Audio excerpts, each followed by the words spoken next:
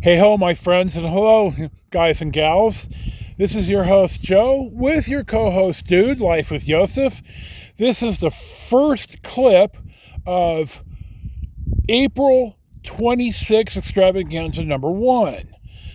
Some of the earlier road footage out of the house was unacceptable.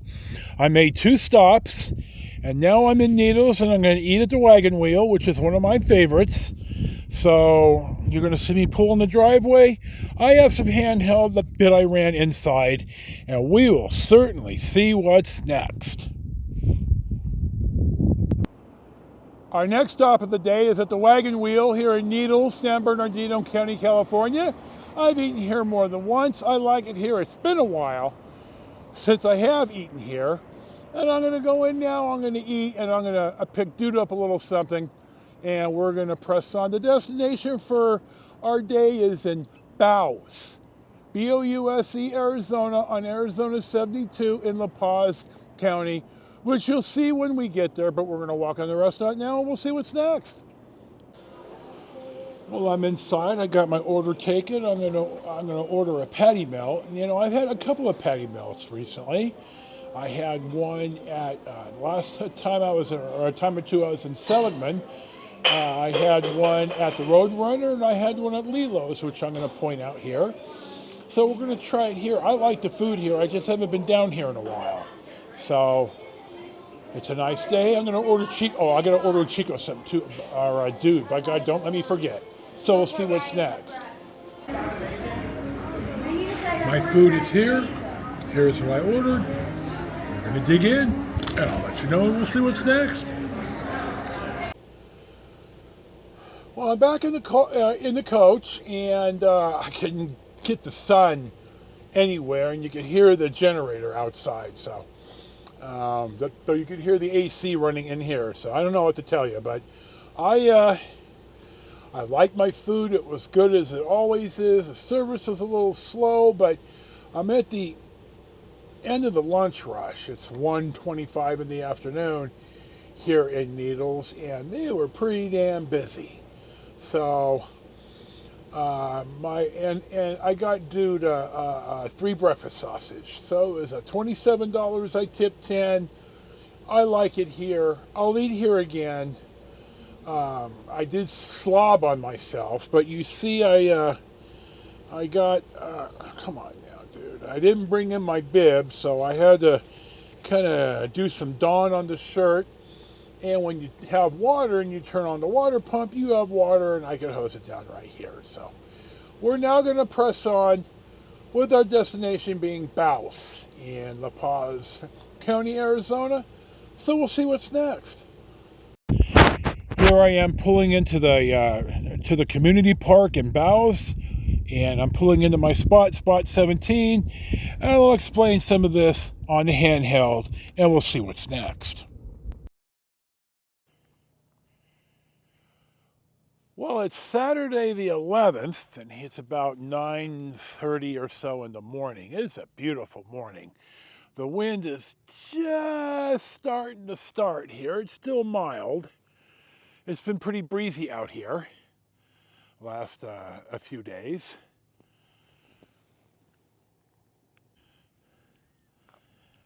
This is the community park in Bouse, La Paz County, Arizona. And as it turns out, it's first come, first serve. And when I called the La Paz County Parks to make reservations here, we had a misunderstanding. I thought I was making reservations here, and it turns out I was making reservations in Parker. So when I drove in, the camp host, Missy, came over in the cart, and she explained it to me, and I went ahead and called the parks department, and the gal explained it. She remembered my name and such, and she said, well, I'll see if I can't refund your money because we did have a misunderstanding. So I am in Bouse. It is a first come, first serve. And if you're going to stay here for a month, well, I don't know what you're going to do, but it's $20 a night or $90 a week. And I'm staying Wednesday, Thursday, Friday, Saturday. I'm staying 5 nights. So I got the $90 weekly rate, which took me a little bit to figure out that I got the weekly rate because 90 is less than 100.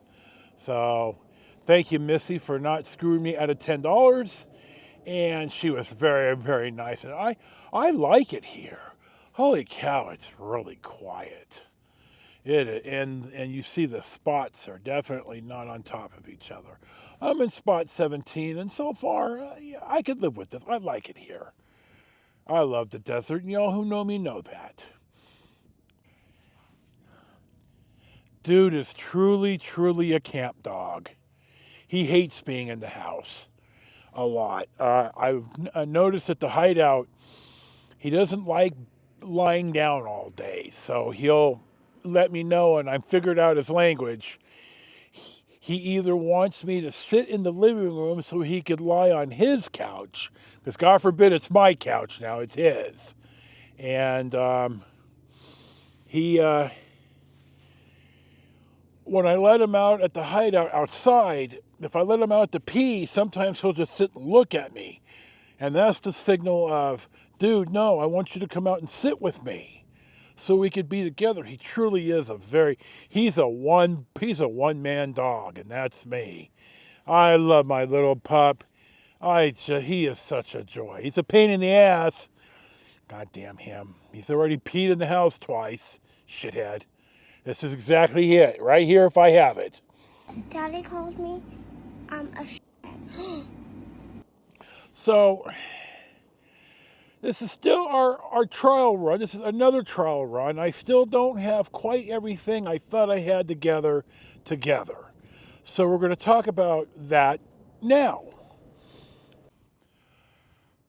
Now, one thing that I bought here is these are not just window covers, but they're insulated window covers. I think they cost me $300, but they're fitted. Now, the ones for the Sprinter are not the same size as the ones here for the Transit Connect. So the door ones are magnetized and they stick right up. But you see inside the mess here, there you go. You see I kind of had to put the window shade down. So they are really awesome and they really work. Privacy as much as anything else. And it seems to keep the coach a little bit cooler, and I'm happy with that. But in this another field test, I ran into a snag. We're going to talk about that now. This is a Flame King brand 1 pound refillable propane bottle.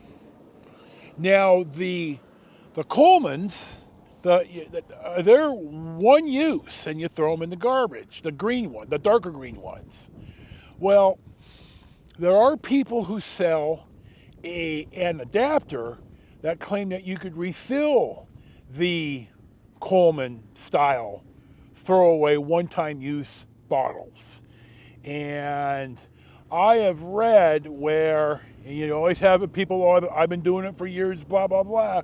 Well, if you smoke at the gas pump, maybe you'll do it once and maybe you'll do it 1,000 times. But the problem with the disposable 1 pound propane bottles is that the internals are not made for refilling. So and they're usually plastic. So you start doing this, you think it's fine.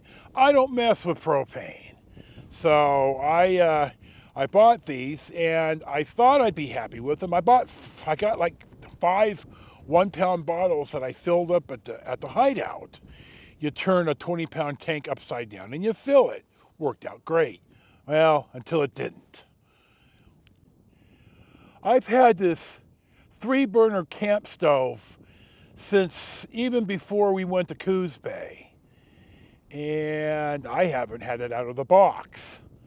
So today, I get it out, I get the bottle out, and I do not, the hose for the stove does not go into a 1 pound bottle. It goes into a regular 5 pound, 20 gallon tank like you have for a barbecue.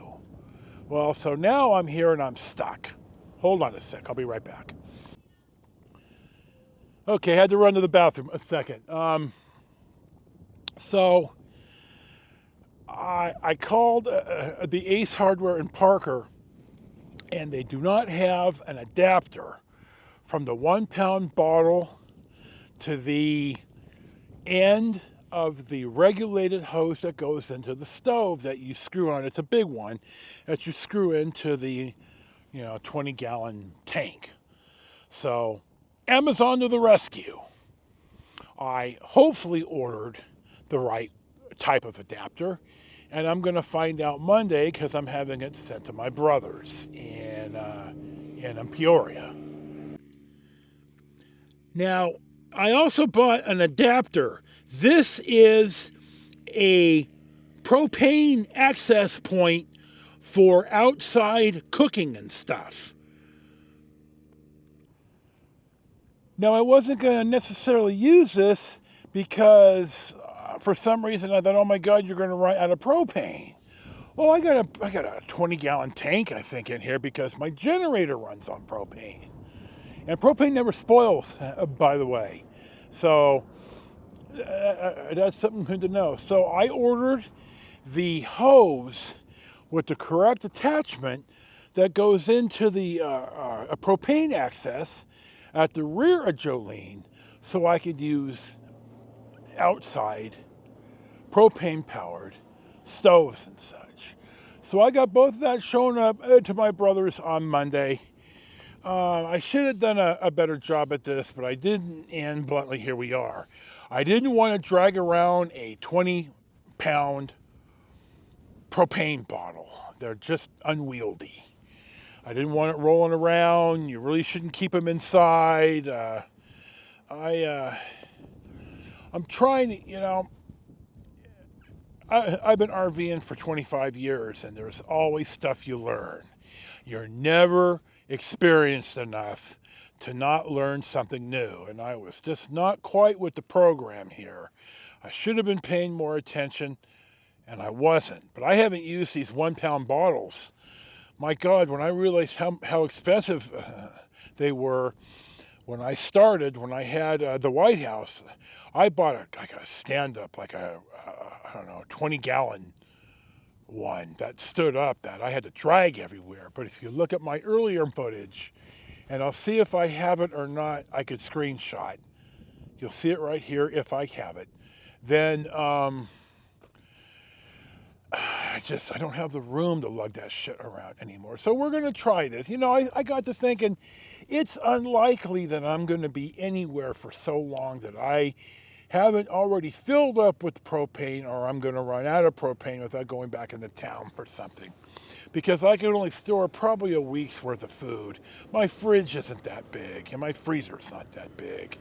So, and it's only me and the killer. So, like with everything else, if you just learn and you figure it out, then here we are. So I don't have a stove, but I'm going to have the stove ready by Monday evening when I get to Lake Pleasant. And one way or another, I'm going to meet up with my brother and sis. So there you go. So besides that, hold on here. Let me think if there's something else, and then I'll close. I was in my shed at the hideout, and I remembered I had some really nice ratcheted straps.